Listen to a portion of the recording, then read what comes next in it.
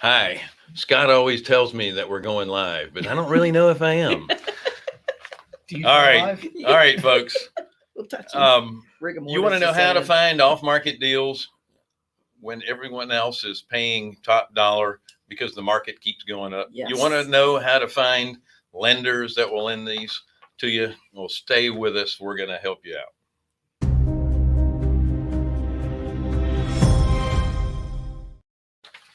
I don't know. Did I not speak English? It was a little long. Hi, folks. Thank you, and welcome to the Passive Income Active Wealth Show. I am Bill Fairman, my sister Wendy Sweet, and Jonathan Davis. You can probably figure out which one is which. Maybe not. We are Carolina Capital Management. We make loans to real estate investors. Our website is carolinahardmoney.com. If you're an investor looking for passive income, then go to the investor tab. If you're a borrower, click on our apply now button. Once again, don't forget. What's the name of our show again? Passive Income He's Active trying to Wealth. throw Are you you off. sure? Did he change it? No, he's just Stop It's messing active with me. income, passive wealth. You're saying passive income. Whatever. All right. We reach tens of people, so I'll correct it later. So, let me add. Okay, follow us. Don't forget to subscribe, share, like, ring the bell, all that kind of stuff. We do have a comment section on the side or on the bottom, depending on the platform that you're watching. And don't hesitate to ask any questions. We have a wonderful group of guests. It's not really a group, it's two people. Well, that's more than one. They're married, so they can be a group because they have a family. And we haven't drank anything today. What's in her? Yeah. I had to have a frou-frou coffee. See my cup, it says it's good to be. But seriously, we are professionals. Sometimes. For those who don't know, we are crazy. No, we purchased a new office space, and we have been moving into it for the last 3 weeks. And this is our first time to come from the studio. We're broadcasting out of this professional studio that isn't finished yet, and we're just tongue tied because we're so worn out from putting all this together. Okay, I'm just tongue tied. The rest of them are just giving me fits. All right, so without further ado, Amber and Glenn Schworm of VestorPRO. Good Lord, I can't speak. Let them tell them who we are. Thank you guys for being on our show. I'm so sorry about the way this is starting off. This is what I love about live content. This is real estate. I'm nervous because we're in front of tens of people. Yeah. I was laughing hysterically over that. No pressure. That was funny. Oh man, that was Well, the good news is 12 of people will follow us after the fact because it will be permanent. He's just kidding. We have at least 20. Oh my Lord. So before we got started, we were talking about the weather in the Northeast. You guys got like 3 feet of snow. So thank you so much I'm glad your power is on so we could actually do this. That's for sure. Yeah, we're in our master bedroom right now. We did not make it to the office today. So we'll do our best to make sure our children don't come screaming at the door, but I can't promise that won't happen. Okay. Well, we did say it would be a group, so it's okay. It might get a little scary. That is part of real life. You know, we moved into this brand new building, and well, it's not a brand new building. It's new for us. They decided to dig up the street right next to this window where we're here. And anyway, so sorry about the construction noise as well. It was feeling like an earthquake a little earlier today. You could feel the whole building shaking. Yeah. You're talking about people that have been out in 3 feet of snow all day, so we don't really feel too bad for you. Yeah, I'm only I hear you. So give me kind of a 30,000 foot view of how you guys got started in the real estate business, if you don't mind. out of desperation was Yeah. pretty much the long and short of it. Yeah, we were, $80,000 in credit card debt, and this is back in 2007. We were both going through divorces from our spouses, and we were friends for a few years before that, but we ended up connecting and decided to do our first flip. And literally 2007, in 2008, when the housing crisis happened. I always say it wasn't just a financial crisis; it was a housing crisis that happened. Right. That's what we were doing, and we flipped our first house back then. Everybody said you shouldn't do this, you shouldn't do this. Real estate's bad. Real estate's bad. And yeah, and we did. People have often looked back and said, we've done over 700 houses now, and counting, and our company does about 100 deals a year. And they're like, Bay, you were smart. You knew right. Well, you picked your moment. I'm like, pick my moment. We were really desperate and lucky, but we were working during that when everybody said, don't do what we did. So we did one house first year, 3, next year, then 7, then 20. And, the business has grown from there. And then, we've been doing that for 13 years now and done about 700 houses. We wholesale houses. We do full-on flips. We have a pretty decent-sized rental portfolio, about 50 properties. We give about, now it'll be about 11 Airbnbs that we're running. One's across the street, totally snowed in. So it's that's interesting problems we're having today. But so that's what we do. Now we started about 4 years ago. We opened a company called VestorPRO. I like how you butchered the name, Bill. Thank you. But it was make it really easy for people to follow us. So, but that's okay, because really the name we're most known for around the country is the Home Flipping Workshop, and we started that where we would travel to cities and we would, find a group of people to help, and we would do a 3-day workshop and people would enroll to work with us. And so we would really help them. We have a really high success rate of students who are successful. Now, the cool part is we thought we were going to be out of business when COVID hit, because literally we live in New York. And so everything is this is shutdown capital, and this in California, right? And when they said that live workshops were done, we were like, well, we're done. Like, I don't even know what to do. We spent 2 months licking our wounds and saying, do we shut down? What are we going to do? And so we had to figure it out. And all of a sudden I caught this little ad one day about doing a virtual seminar. And I said, who the hell is going to go to a virtual seminar For 3 days? 3 days. We're going to sit on Zoom in a webinar for 3. Give me a break. And then it was summer. We sat by our pool and I was sitting there having a conversation. I said, let's think about it. Let's ask ourselves, is it possible? And so one thought led to another thought, led to another thought, and now we're doing virtual workshops. We're averaging 1 a month right now. We're gonna step it up, but we've done 5 of them. We have hundreds of people that come on and listen from all over the country. Actually, we have people that come from the world too, mostly from the U.S. But every now and again, we have a Germany or an England or something that pops in.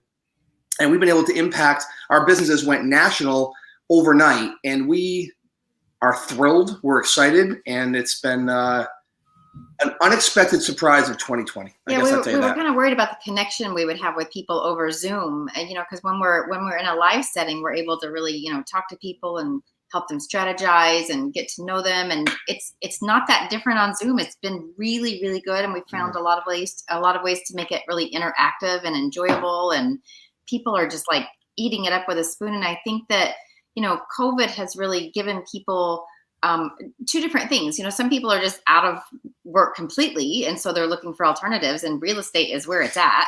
And then other people may not be out of work, but it's given them a time to kind of pause and really decide what's important in their life. And even if they have a job, do they really want to go back to it, or do they want something different in their life? So the virtual workshop has been just amazing. The last thing I want to say before, I'm sure you have questions for us, but for me, when I started this company, I realized that other seminar companies had people on the road and all that kind of stuff. And when I had a good friend of mine that said, listen, he said, I make great money, but I never see my family. He said, I'm out 45 weeks a year and whatever on the road, and I'm home 2 days a week, Tuesday, Wednesday, that's my weekend. And I said, my dream is to build a company where you can make great money, help a lot of people, and have a life. And so I said, and now never dreaming we'd be here where we do a workshop and we're all in our own beds at night because it's all virtual. I have my teams in Florida and California and in Austin or San Antonio and Utah, and they're all on virtually, and we're all killing it and doing a great job. And it's like We all get to go home to our families at night. And so that's been rewarding for us. We're building a team. I always hated when people went to a workshop and people say, you can have a life of your dreams. And by the way, I haven't seen my family for 7 weeks. Right. It's authentic, right? So, well, maybe that is the life of his dreams. yeah, I guess it's like your family, right, Bill? I guess it depends. Yeah, it's amazing what Zoom has done with their updates. You can actually put people in separate rooms where you can put smaller groups together. Yeah. You can do exercises with, say, 8 people at a time. Yeah. You can have lunch together. Yes. Drinks, happy hours, Yeah. all kind of stuff. It's pretty cool. I say that, but I still say that live is, to me, is the best. Yeah. for Belly to belly. for relationship building. But we're all involved in a couple of different mastermind groups, and they've been doing hybrid. So the people that want to come can come, and the people that want to do it from home can do it then too. And it works out pretty well for the people that are doing the broadcast, but not necessarily for the people that are in the audience.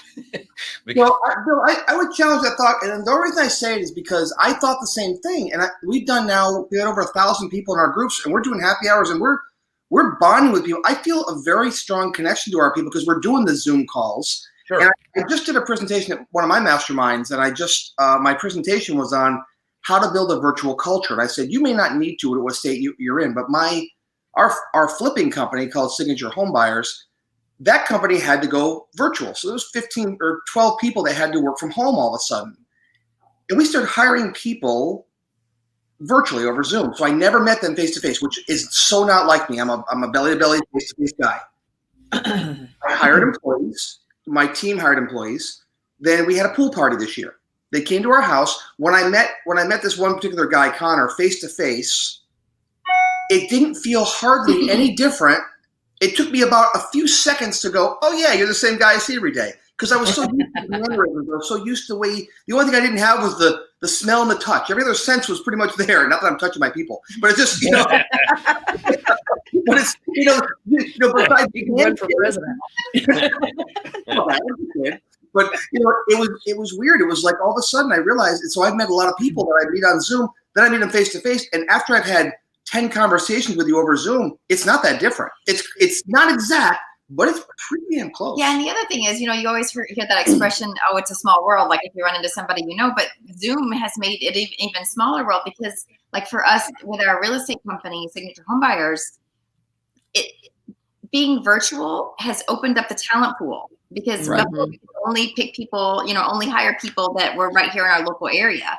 But with the way that Zoom is and the way virtual is going, we're opened up to the whole U.S. and we're just finding some really rock star people to join our team, which is also really, really awesome. So for us, it's been a big change, but for us, we wanted to have a mobile business. We wanted to be able to. Now, ironically, our goal is to live on the ocean in Florida, and I think today pretty much summarizes why. After spending 45 minutes getting my 5-year-old and 7-year-old in their ski in their snow stuff, and then he walks in, he's like, "Hey, you guys ready to go?" We do all the fun stuff. Listen, I don't disagree with you on your Zoom comments, and I don't disagree with you on your Florida dreams either. Because you share them. Yes, he shares them for sure. I'm ready to go down there with all the other retarees so I can wear those glasses that go all the way around the side of your head. I'm going to buy some white pants and white shoes and be done with it. So I'm interested in getting a little more information about what you mean when you say you're looking for people that are on your team. Can you give us a kind of day in the life of what a deal looks like for you and what your teams are like? Tell us a little bit about that. So what teams do you want to talk about? So the home buying team? That's a good question. Yeah, I want to hear about all of your teams. What are you doing? What are you doing? So not much. We run 5 companies, but not much. 5 companies, 5 kids. My granddaughter's across the street right now from Arizona here. Crazy. So nothing going on really. One thing that's happened to us this year, I'll kind of describe our team overview. we have hired a company called Sharper Process, which has been amazing. I would highly recommend them to anybody. They kind of specialize in, they help businesses become a real business, if that makes sense, and not be so reliant on the owner. And by taking, without getting too much in the weeds here, they do a lot of personality tests, and I'm what's called a visionary. So on my PI test, I'm a visionary. It means I'm a big picture thinker. I hate details, and I've always known that. Like, I took a test and went, well, no kidding. I mean, I knew that. So Squirrel. yes, yeah, that's me, right? I'm like, new idea. Yeah. Sound familiar? Yeah. What I found, there's a book you can read called What the Heck is EOS? And EOS stands for Entrepreneur Operating System, if anybody's heard of that. And for the tens of people that are watching. So there's Entrepreneur Operating System.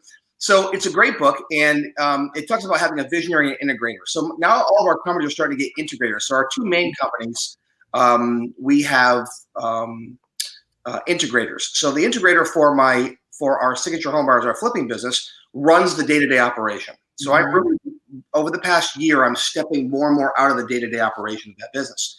And so Spencer Thomas is my integrator, and so he does all virtually, which is cool.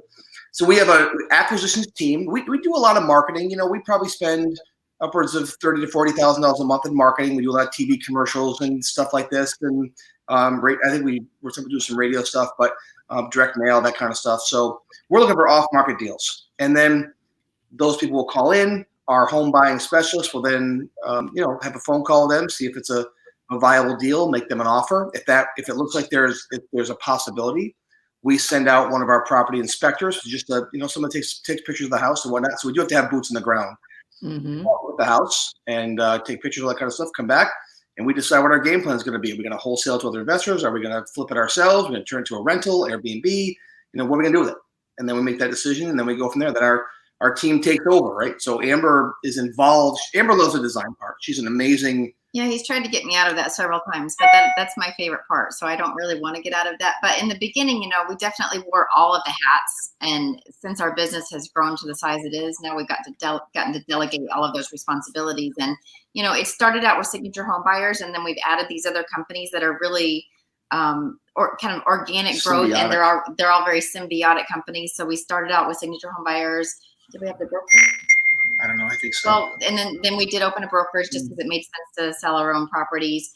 We have a local real estate networking group here that's about to go national, as a matter of fact. Yep. And then VestorPRO, and then our holding company with all of our real estate transactions. But they all kind of work together and help each other. So that's a really cool aspect. It's organized chaos a lot of times in our world. That's kind of what that boils down to. But having the integrators makes a big difference. And then I said before, we have a project manager. They'll take over the project, whatever needs to be done in the project. And then we have our inside brokers that will sell that deal and on the next one. So we're, like I said, we will do, I think we'll do north of 100 deals this year, individual deals. Not, some people say they did 100 transactions when they buy and sell. It's 100 actual houses that went through our books this year. And that's just in the capital region of New York, just in the upstate New York area. That's the only market we're currently in. Because we're virtual, we're looking to expand, which we're excited about. Sure. So I'm assuming you're, excuse me, whatever the deal calls for, that's where you're sending it to, right? So you're a deal architect. Yeah. Why am I blinking above my head? Do you see that? Battery. It's like somebody's battery's getting low. Yeah. Oh, perfect. So we better hurry. Well, thanks for coming today. We appreciate you, Glenn. Yeah. No, you're a deal architect, and that's what makes the difference. Is you're figuring out what it wants to be when it grows up. That's really, really great. And we love EOS. We started EOS 4 or 5 years ago. It changed everything for us. Totally. Absolutely changed everything for us. We highly, highly promote it. Yeah. And before we run out of power, which is, I should have changed the battery before we started as You well. can do it now. Good Lord. No, if I change the battery, it ends the broadcast. Sorry. So the ultimate professional. Yes. Once again. So, the tens of people we disappointed. I want to make sure that people get your information on, how to get into your coaching. So, Scott, if you don't mind, if you'll put their website up. But I want to talk about finding funding. There's a lot of people that want to do this. They're looking for private lenders. Do you have any tips you'd like to share on how to find private lenders? You can still hear me, right? I can hear you. It says We're just going to be. I'm going to be green. I'll be green. Jonathan, you want to be blue? I'm going to choose white. That's going to be the purest I'll probably ever be. We can wait for the battery pack or whatever. Whatever I do, you tell us. Some tips on finding private lenders. Some tips on how someone can identify private lenders and basically, get the money for their deal, most of it or all of it. I didn't hear you. So I would say you're asking about how to find the money. Is that what you guys are saying? So what we teach at our workshops, we spend a good portion of one of the days, actually Friday afternoon, we have a good portion of one of the days that we talk about all the ways that we fund our deals. And they are anywhere from, ones that require credit to ones that don't require credit, right? There's creative financing, there's subject to financing, there's the owner financing. And then of course you've got your hard money lenders and private lenders. What we have personally done with our businesses, we run about $5 million in private lender funds. And this is what we just have always done. We started out many years ago in the banking industry. Remember, we started in 2007. The first two houses were with a bank loan and credit cards to fund the deal. So that's how we did the deal. And then all those programs went away, right? All that stuff went away. And they said, oh yeah, by the way, there's no more no income verification loans. As you probably remember, if you're in the market back then, everything got ripped away. And so we had to punt. I mean, literally, we're like, we had 2 houses under contract, and I'm like, I looked at Amber and said, well, what do we do now? We don't have any money to do these houses. We're out of money. And then one thing led to another, and we figured out how to do private lending. And we sent out a bunch of packets to our family and friends. Actually, it started out with a good friend of ours, and she said, oh, I wish I could invest in you guys. I don't have any money.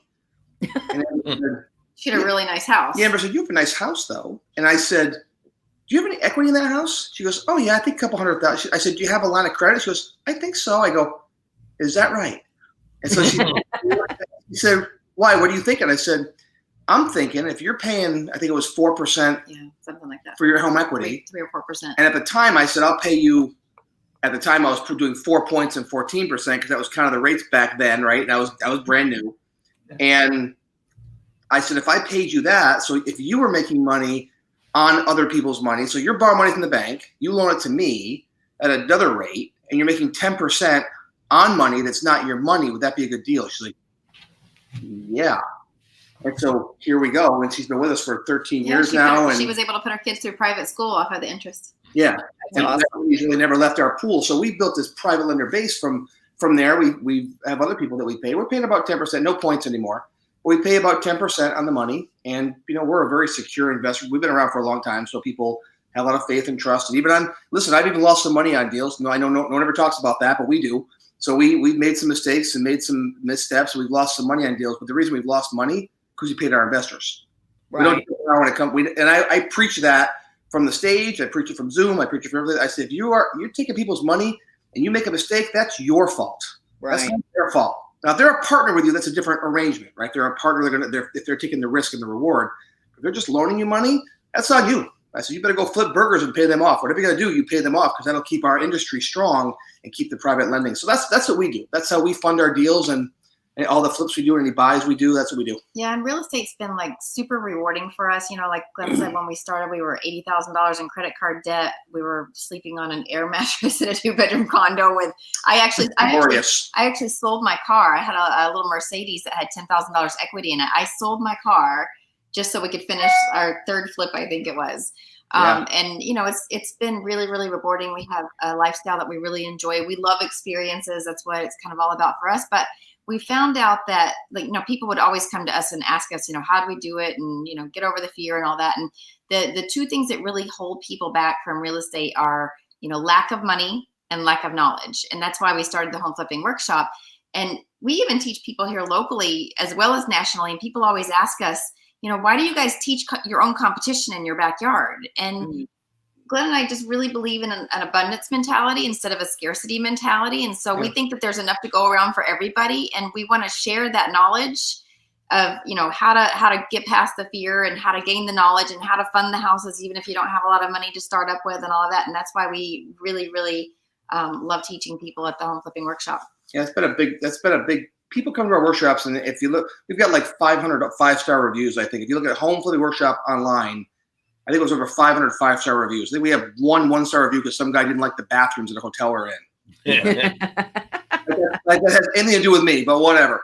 That's all 5-star, and this is going over 4 years. And there's the one thing that really people leave the first day. I always say to them, okay, what's one of the first things I say on Friday is, you know, what's the most important part of a house? And they eventually get around to saying it's the foundation. And then I say, good. So what's the most important part of your business? And they say, well, me. Right. I say, so you are the foundation of your business. So if you're not strong and you're not whole as a strong foundation, you'll crumble just like a house will crumble. So let's work on you first, and then we're going to build up from there. So our 3 days, we take them through this process. And we work a lot on them. Friday morning is all about them. And after the first morning, they go, I never thought of it that way. And then when they think, they go, this actually makes sense. Just like you guys are saying, yeah, we use EOS. That's working on you. You know, anybody who's successful knows that if you don't have this right, you'll never get this right. You'll never have the dollars. The Benjamins will never come in if you don't get it right in your head and you understand money and just deal with all the crap we deal with. And we deal with crap day in and day out. I mean, every day I'm laughing because we're sitting here now in this snowstorm. We're thinking about all the Airbnbs we have, and we got people that are supposed to check in today, people supposed to check out today, and they can't each do that. Every day is a challenge, right? You keep your head about you. If you let it get to you, you'll want to just end it. You know, you'll be like, oh my God, jump off a cliff.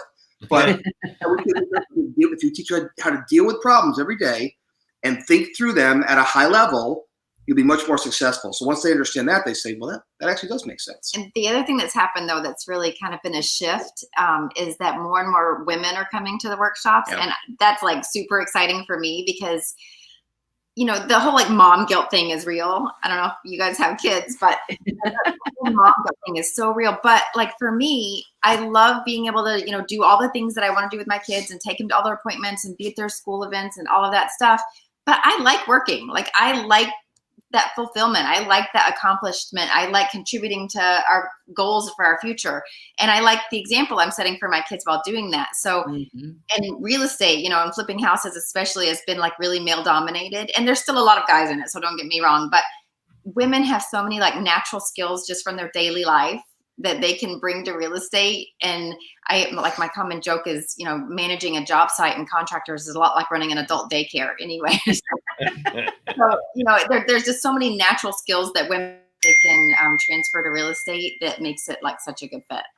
You know, we should probably mention, if it's okay with you guys, I think it launched yesterday or today. We have a new show that's going to be coming out called The Big Flipping Break. I don't know if you pull up thebigflippingbreak.com if that'll show it or not, but you can go to, I think, glennandamber.com. Yeah, if you go to glennandamber.com, we have so many different companies that we decided to just kind of put everything in one place. So if you go to glennandamber.com, that has all of our links on where to follow us and podcasts and Instagram and Facebook. And all that. We have a new show called The Big Flipping Break. And the Big Flipping Break is this. We are taking auditions now. We are going to pick one person or couple, whatever it is, and we are going to help them find a house. And then once they find it, we're going to take them under our wing. We're going to do the work. We're going to show them how to do the work and manage it through it. We're going to give them all the money for the purchase, all the money for the renovations, all the money for the holding costs. And at the end of the day, after we help them sell the house, we're going to split the profit 50-50 with them.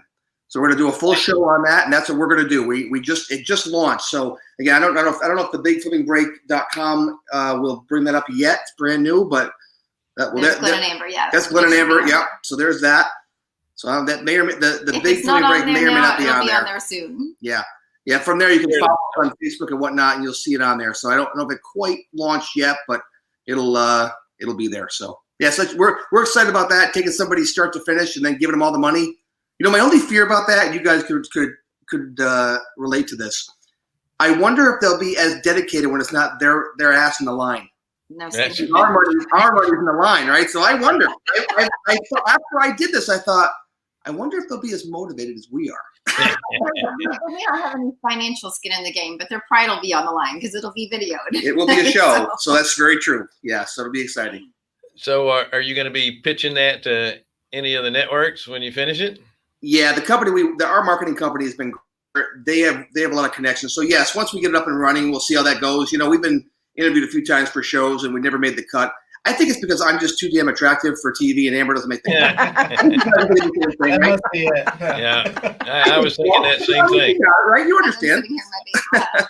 So, Okay.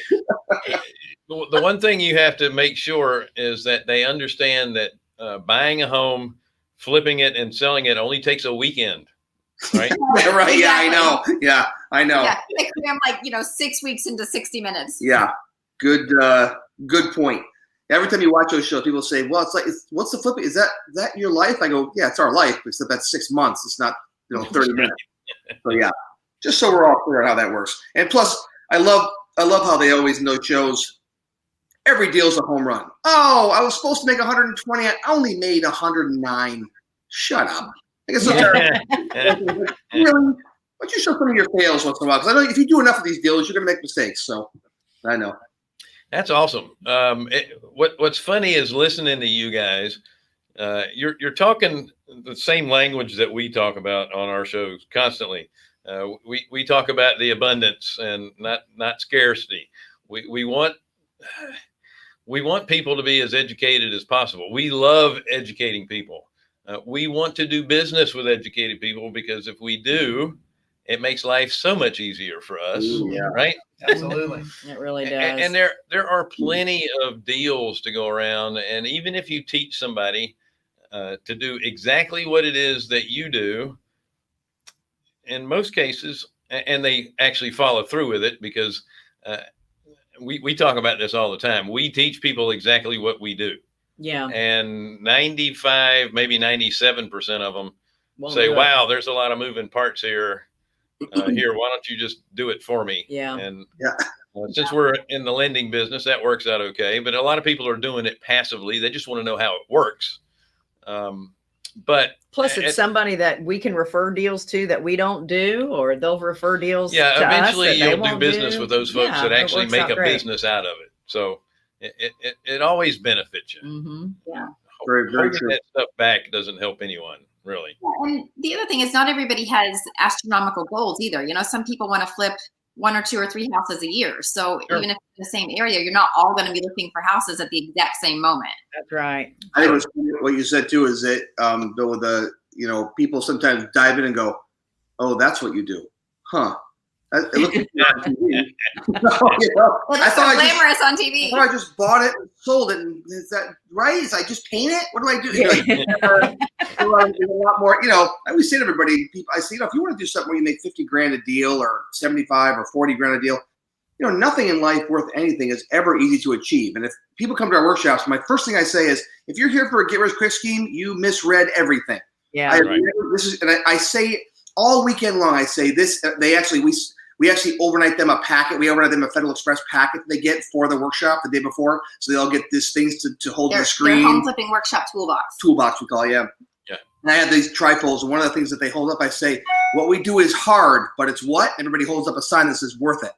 I say, what we do is hard, but it's worth it. I say it over and over. I said, if you ever leave here and say, this guy said I can make $1 million in the next year, so you're not listening. So it's work. I say, because we've built it in the hard market. Now it's, we never really experienced this kind of a market because we built it in the really tough times. Like people said, how are you building now? I'm like, I don't know any different. This feels like a normal thing to me. The guys who were before me in the big boom back then, those guys are all like, oh, it's hard now. And Amber and I are like, back in 2010, 2011, we're like, it just is. It just is. I don't know if it's harder. I don't know how to compare it to. So now it's now it's not easy either, because now I think you opened the show saying there's 1 billion people looking for houses right now. So that's our struggle now. It's not hard to sell them. It's hard to find them. Right. We still find our phone rings a couple hundred times a month, but it still is a struggle. Now we're pretty high profile in our area. So people that, they're like, oh, is Signature Home Buyers in this deal? I'll pay you $1,000 more than they offer. Like we do all the hard work. I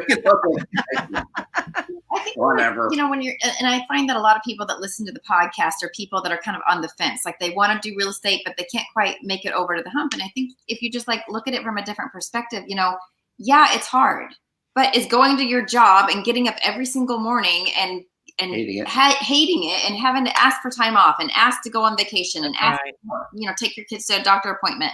That's not easy either. So, Yeah. think about what's really hard.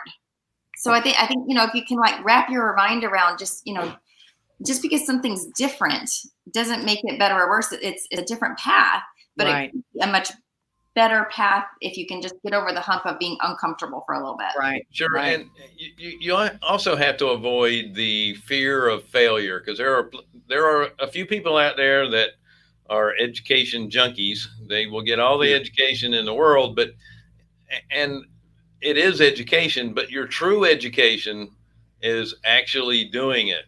Because you can only be taught so much by videos and books and workshops, but you have to get your hands dirty before you really learn all there is to know about it. And your confidence gets better as you do these things, but you have to make that step.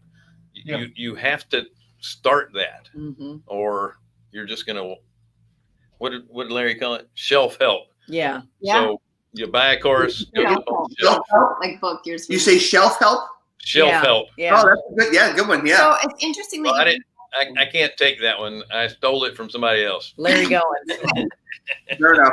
it's so interesting that you brought that point up, and we also agree with that wholeheartedly, because the students that we bring on, not only do we give them real estate education, but we actually have coaches that are, we call them peak performance coaches, that are just designed to work on their mental health and help them get past the fear and help them find the roadblocks and move past the roadblocks that are keeping them from moving forward. I think that's why we have such a high success rate. You know, it's never 100%. I mean, people still have to do the work.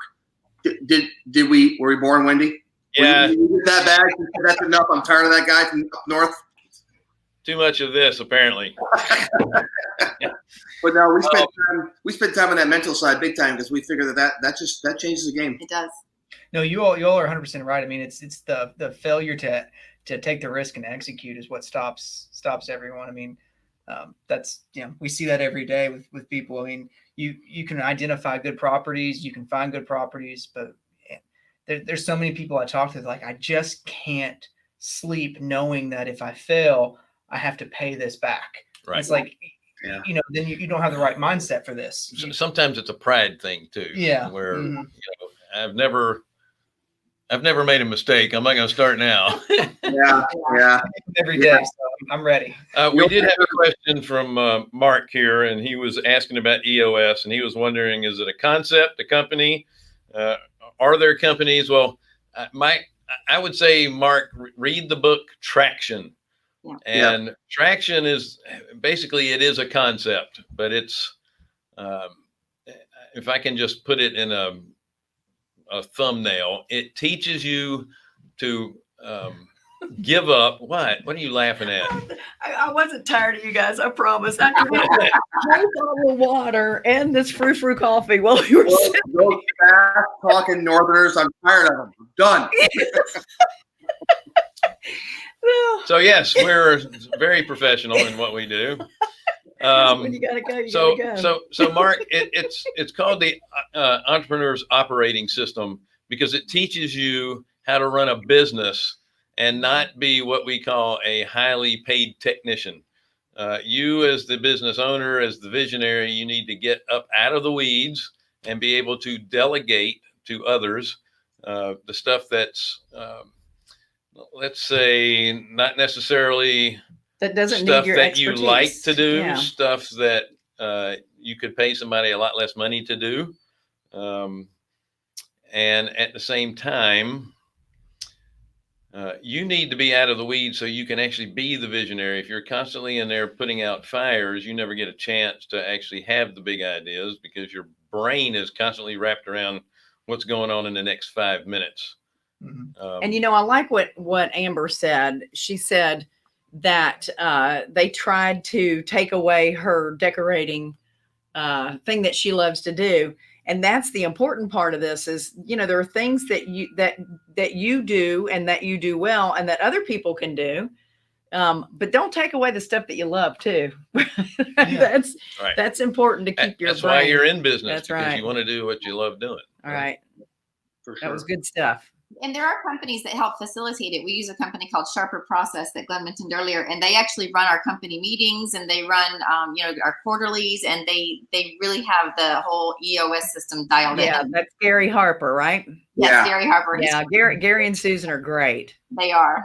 I never dream. Again, that's investing in yourself, right? This stuff's not free, but it's so.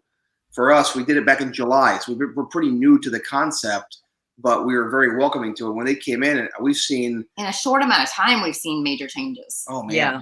Oh, it's so funny. Just having a way to run a meeting, a level 10 meeting, right? Just to know how to run a level 10 meeting was like, wow. No one's just blabbing on forever. We're getting through this stuff, and it's not politicking, and it really is. We're actually making progress instead of just fighting about stuff. Instead of being, again, the best description is instead of being in the mud, spinning your tires, and you're kind of going forward, back. Now you have traction, and hence the book. So. And traction isn't the best read in the world. It's not so easy, but I love the book that you talked about. What the heck is EOS? That's a great way to start. Rocket Fuel's another good one. Oh yeah. What's funny, guys? When we hired the integrator for VestorPRO, VestorPRO is the company that puts on the home flipping workshop, and she came on as a possible advisor to us, one of the real estate advisors to help our new students. And the more I talked to her, I was like, man, this girl's sharp. And I said, let's have some conversations. So we talked for a month, and I said, I'm looking for another person to be what's called an integrator. She says, what's an integrator? I said, I want you to read What the Heck is EOS? So she read that book. A week later, she said, I'm interested. And I said, okay, so now I want you to read Rocket Fuel, because that would describe our relationship, the relationship between the visionary and the integrator. And I said, you need to understand what this relationship's like. You have to be okay being number two. You have to be okay with that. And some people, like I'm not, but she is. So as she read that book, and with over a month's period of time, it wasn't like we just had an interview and said, there, now you're my integrator. I use those books. I did say Traction's a tougher read, but that kind of gives you a detailed version if you want. But those two books, What the Heck is EOS and Rocket Fuel, really will condense it.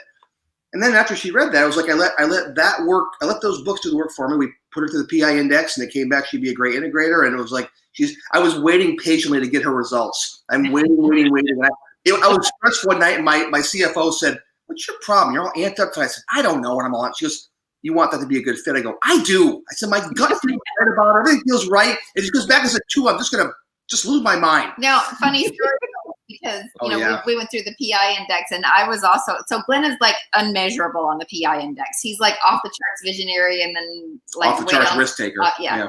And I was also visionary, but not to the near extreme that he was. And so I fit really well. Like they said, you guys are like the perfect marriage in life and in business, because, he's the visionary and you could be the integrator. But part of the whole EOS system is not only are you capable of doing the job, but do you want it? Right. And that's been in my relationship working together. I didn't want it. So. Well, Gary did do something funny. He took our personality profiles in front of our whole team, and he laid them over top of each other. He said, now I want to explain something to you guys. These personalities, when they are on, they're on. They're a machine. They can accomplish anything. He said, when they fight, I can sell tickets. That sums that relationship up. So that's pretty funny. Wait. And so true. For those of you who are listening, all tens of you, when you're a small business, you are going to wear many hats. There's no way around it. But as you grow, the only way you're going to be able to grow and get out of your own way is to figure out EOS, learn about it, and then be able to delegate a little as you go. And I'm telling you, you start off as a leaf blowing around, in some water with no rudder. And then when you go through EOS, and I always suggest you have an implementer come in and do it. You don't try to do it on your own. Yeah. Because those folks understand this. They ask the right questions. Yeah. They will pull out questions you didn't even know you had questions about in the first place. And it will steer that ship. So instead of just making the paycheck to pay your bills at the end of the month, you actually have goals that you can set and achieve. So it's an awesome system. Guys, I know we kind of got off topic of your business, but it's nice to know that we're all following basically the same building blocks and models, and that's to build a solid business in the first place, right? Yeah, that's what we're all trying to do in the first place. We're all trying to have a business we can. I mean, for me, we want something that I can have the pride of owning it, saying we built it, and be able to step away. I see you guys know about passive income. So are we. Yeah. Since I've been 19, I've been into passive income. I'm 50. I'll be 52 here in a week or 2 weeks, and I'm. You're getting old. I know, what's up with that. My grandchild's across the street, so what the heck happened with that? So I'm, that goes on.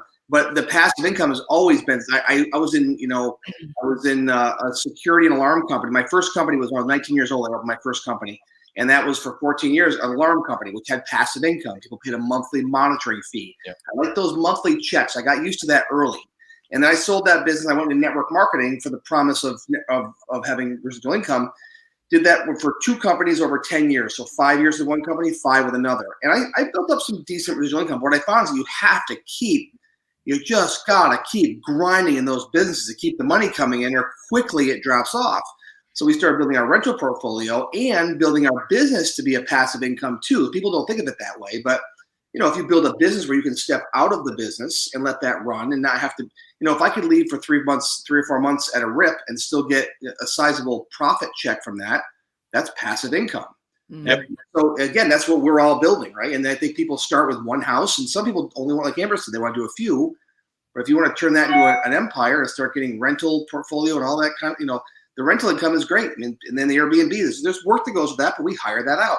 Actually, our 21-year-old son manages that portfolio for us. It's so important to know what you're good at, though. And as a visionary, like you were saying, Bill, you do wear all the hats in the beginning, but when your company gets to a certain point, then the visionary is just a distraction. And that's what Glenn kind of turned into at a lot of our companies. So our 21-year-old son and I actually run the Airbnb business, and we fired him. We're like, you have to get out of this business. You're just too distracting. You're, heads all over the place. But I think that's important in any business. I'm with Wendy. I'm getting the hell out of here. I'm not going to. There's a question, just do you. And if own what you're good at, figure it out, own it, and then make the best of it. Yes. Yeah. So I'm sure you put it in a nice way instead of just firing him. You said, we're going to give you. Oh, yeah. He's not nice to me at all, just so we're clear. I was going to say, here's the easiest way to do it. We're going to give you some you time so you can think about the big picture. That's what we said. Yeah. Pretty much said, you're fired. I go, huh? Yeah. She's just get. I'm like, yeah. Okay. What? And sure, we're doing just fine. Because as a visionary, I don't know which one of you guys is a visionary in your business, but is Bill's at you or no? Well, it's actually a little bit of all of us. Okay. So you guys know visionaries can get their nose in, and we can be very distracting and go, hey, how about this? Hey, how about that? Let's try this. Let's try that. That's what we do. And we're the worst at that. I've had to, they all look at me, my implementers now look at me and go, See, that's where your integrator is very important. Yes. Because they can take all those ideas, because you're going to have a ton of them. Yeah. And some of them are going to be really good, and some of them are just going to stink. Yeah. Or they're really good, but we can't do it now. And they can go in there and they have permission to say, yeah, that's great. That's for next quarter. Yeah, that's not going to work. We're not doing that at all. Yeah. That's way away from our focus. So it's nice to have, you need to have somebody in there that has permission to prioritize all the great ideas we have, right? Yeah. That's a good question. Older. So you guys mind if we take that question? Oh yeah, go ahead. Absolutely. Absolutely. I mean, you say near retirement. So I'm 52. I don't know what that means. Everybody else can see the question, so read the question. Well, they can probably, okay. So not everybody else can see it if they're hearing. That's understanding. Can older individuals near retirement age get into this business? Yes, very much. We have students that are close to 80. It really depends. It depends on you, where you are, what your risk tolerance is. Age is just a number. I mean, it really is. Age is a number. I'll be 52 here. I swear I still feel like I'm 25 in my head half the time. Now my body and my back reminds me that I'm not, but for the most part, mentally speaking, I feel very young. And it depends on someone's aptitude, where they are in their where they are in their health, where they are in their energy levels, and all of that. You know, Glenn's mom is 80. Should be 84 here, March. And she's a bull. Like, I mean, I wouldn't tangle with her. She's a tough woman, and she could totally flip a house and handle contractors and everything. However, we had a woman that came to one of our workshops, and she had to be in her 80s, and she was just the cutest little thing I've seen in a long time. And I actually told her that I didn't think flipping houses would be a good fit for her, because I think the contractors would have eaten her up and spit her out for breakfast. She would have gotten so taken advantage of. But so I think it's really dependent. I don't think age, and that's the great thing I think is about real estate, is it doesn't matter if you're young or old. It doesn't matter if you're a man or, it doesn't matter. You don't have to have a license or a special college degree or some sort of massive educational background. If you just have like the drive and the willpower and the knowledge to do it, go for it. Yeah. Totally. Well, one of the big advantages to investing in real estate of any kind is that you still have a solid asset that is backing up your investment. If you're trying to make money in the stock market, what do you have if it goes south? Right. I know. Not a lot. So you have downside protection when you're in real estate, because you do have a tangible asset, Right. and it's highly unlikely that you're going to lose all your principal when you're investing in real estate, no matter what market is. Even in 2008 and 9, the worst markets lost 50%. If you're in the stock market, I know a lot of people who lost almost everything. Yeah. Because they chickened out and sold when it was at the bottom, Right. and weren't able to take advantage of when it came back up. Yeah. And again, it's just paper that you're backing in the stock market. So Right. I would say, your principal is insured. In a real estate investment, your property is insured. Think about that. Now, I say you have to try really hard to lose money in real estate. If you want to lose, you can lose, but you have to try hard to lose it all. You have to really, I don't even know what you would do, because if you have to destroy a piece of actual property, you have to like fill it full of oil and old dinosaur bones. I don't know what you would do. You have to, it's a piece of property. So you really have to, how do you damage that? That has value no matter what you do. And even if a house burned down and you decide you wanted to save the $600 a year and not get insurance, which would be a bonehead move. Let's say you did that. You're still left with that. Like you said, you've got a piece of property, you have a foundation, you've got utilities going to it. You've got something that's worth money right there. So it is hard. I agree. Yeah. It is hard to lose. The people though that do lose are the ones that are making really emotional decisions, and they're going in a house and like guessing. We've been offered houses right here in Schenectady for $1. And people are like, oh, that's a good deal. The city just wanted to get them off of their books. But because of the restrictions in Schenectady, and you have to bring everything up to code, the numbers still didn't work. yeah, wow. Like these houses were not a deal even at $1. So we teach people how to make calculated decisions so that they can move forward with confidence and not be so risky. That's smart. I see a lot of people losing money when they're trying to squeeze the nickel and the dime. Yes. Or they're trying to find the cheapest person that can do the job for them. I've seen them lose a lot of money. Usually they lose the most money. Yep. Yeah, thinking that they're saving money instead of making smart decisions. Well, either they lose money on the deal, or they lose money on future deals that they don't get because of how they treat people. Yeah, and the time that it takes. You hire a handyman contractor that really can't handle the job. How long does it take them to finish it? Or they try to do the work themselves. Do you really want to go out and buy a paint sprayer? Come on. Mm-hmm. People think they're saving all this money on labor by doing the work themselves, but if they're out there being a weekend warrior, it's going to take them 6 or 9 months or a year to finish a job that would take a contractor 6 weeks to do it. So the money that you think you're saving, you're just, you're totally losing. Yeah. Right. Well, listen, we don't want to keep you guys all day, although I know you can't go anywhere because you're held hostage by the snow. But I just wanted to make a comment about how sad it is that getting a home for $1, thanks to the regulations and restrictions from a municipality, you still can't get the damn numbers to work. Yeah, that's right. Yeah, and that's sad. Very true. We always like to talk about return on effort, and if it's too much effort involved, then it's time to move on anyway. Yeah, right? For sure. Guys, thank you so much for joining us. Thanks for putting up with our Professionalism. professional.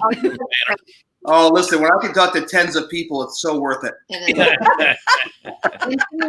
I get to hear a Southern accent, since I was at Texan, I just love it. So it's all good. Nice to hear that now and again, right? Absolutely. Listen, thank you so much for joining us. Folks, thank you, the tens of you that are on air. This has been what is the name of our show? It is passive. No, it's passive. Passive income, active wealth. See, you're trying to every time. All right. Don't forget to subscribe, share, like, hit the bell, all that good Tell stuff. all your friends. Our website is carolinahardmoney.com. And listen, we'll talk to you guys next week. I'll make sure I have fresh batteries before I start the show. Take care. See you guys.